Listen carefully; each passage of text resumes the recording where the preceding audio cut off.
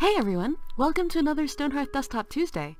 This week marks a really momentous one for everyone on the team, because now, both the new builder and multiplayer are on the Steam Unstable branch. All week, we've been hearing stories about the towns you've built together, and we're incredibly happy and grateful to have all of you playing in our sandbox with us. As you can see from this clip here, we've gotten even more into our playtests than usual. Here we're playing Bruno Supremo's excellent Archipelago mod, available right now on Steam Workshop for everyone who's currently on the Unstable branch. For those of you who don't know, it's got waves and adorable turtles. If you haven't played it yet, go check it out. Since we covered some basic multiplayer concepts a few weeks ago, let's delve deeper into some questions you've had, what we've been working on recently, and what we want to work on next. For example, we've heard a number of you ask, what happens when a player who isn't the host leaves the game? Well, their buildings remain, but their hearthlings disappear so that other players' wandering monsters don't take them out while nobody's paying attention. Also, if you're playing with someone, and heaven forbid, they're digging up under all your houses and building walls around your stockpiles so you can't get to your stuff, well, in that case, the host has the ability to remove another player from the game using the multiplayer menu. Speaking of interplayer relationships, another thing we added recently is that if your Steam privacy settings make it difficult for two friends to add each other through Steam's Join Game UI, you can also invite players directly into a game from the multiplayer menu itself.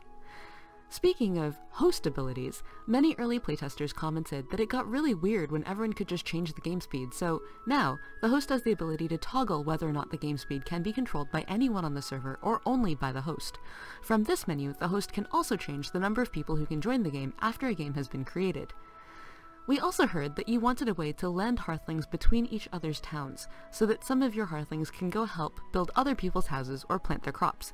You can now do this through the Citizens menu. Select the hearthling you'd like to have volunteer their time outside the settlement and watch them go. You can take them back anytime as well. Another thing we heard is that you wanted to have more interactions between towns, so we're currently in the process of adding a new kind of market stall. You can specify what kind of items you'd like the stall to stock and how much you'd like to sell them for, and merchants will come from out of town to potentially buy them.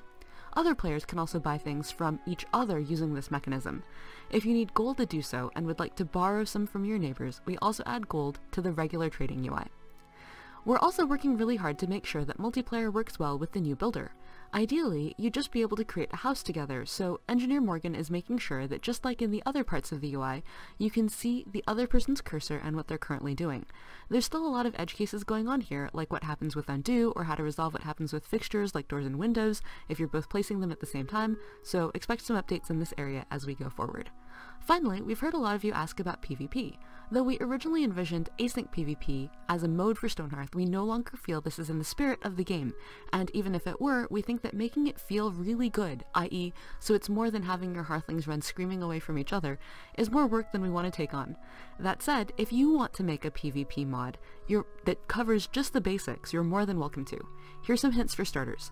If you're playing a multiplayer game right now, you can use the Lua console to click on a banner and get the player ID of that town by typing E:"get player ID. In this case, the two players of this town, or the two players in this playtest, are Player 1 and Steam 1. You can then use the player ID of your town and of your friend's town to make them hostile to each other. For example, Stonehearth.player:set_amenity Steam1, player1, hostile causes Steam1 to become hostile to player1. Footman hearthlings from Steam1 can now go attack player1's hearthlings.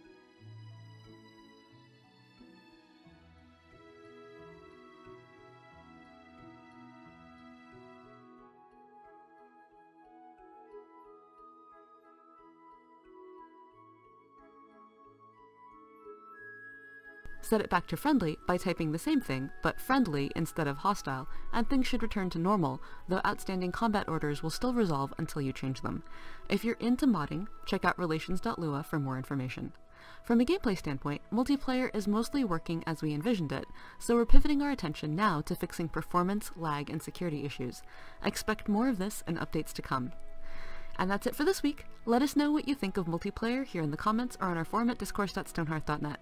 We also stream every week on Thursdays at 6 p.m. PST on www.twitch.tv/Stonehearth. See you there, or see you next week!